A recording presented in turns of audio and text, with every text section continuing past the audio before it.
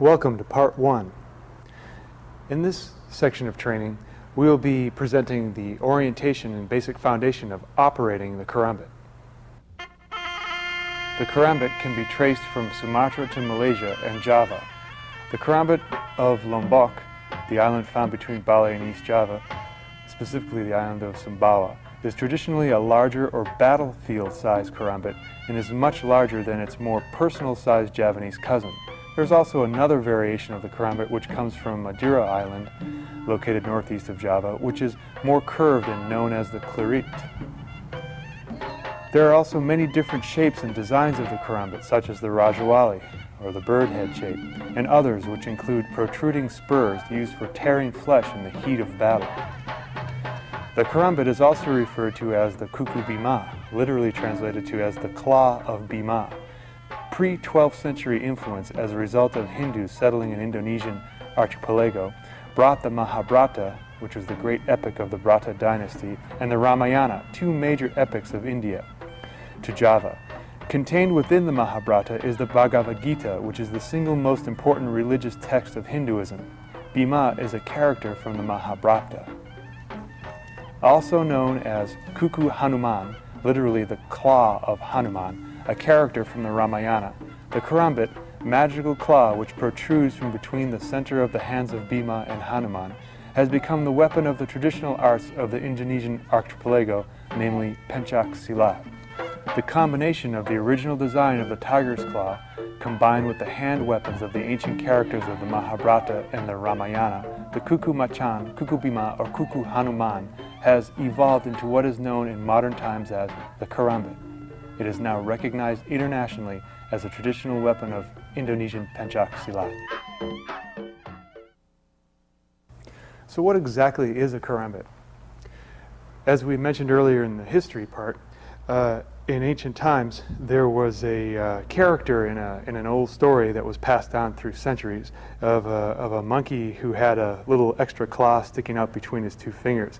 In combination with that old story, plus the shape of the tiger claw itself, a kerambit was created to emulate the fierce power and strength and cutting ability of the claw of the tiger, as well as have this historical and religious element based on the story of Hanuman.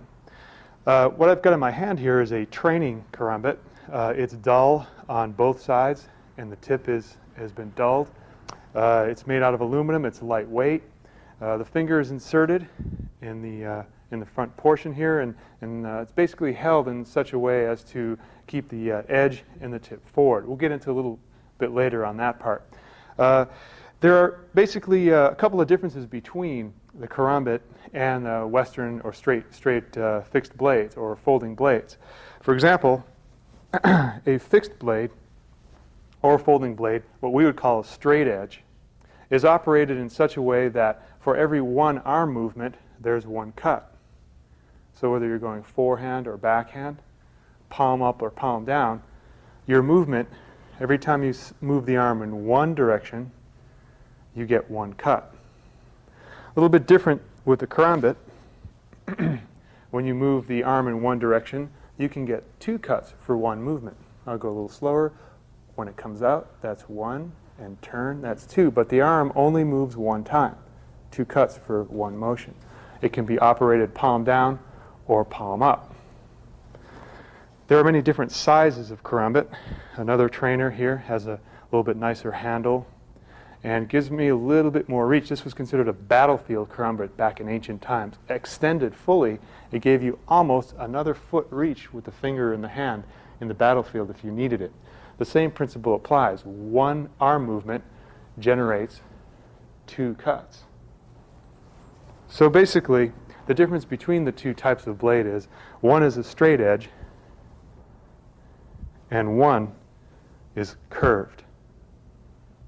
Before we get going, I'd like to review a little bit of terminology so that when we discuss certain techniques later on in the video, we'll all be on the same page and same sheet of music. First one I'd like to take is what's called juru, J-U-R-U. It's a type of movement made with the body, similar to a kata in karate, for example. where you do not have a training partner and there's no one in front of you, just moving in the air. That's considered a juru. A bua means the actual fruit of the movement. For example, if I could borrow Ben, I'd be doing a specific movement with his arm on his body. This would be considered a bua, where I'm applying a technique to a body. If I did that technique outside in the air, that's a juru. If I do it with a body, this is considered a bua.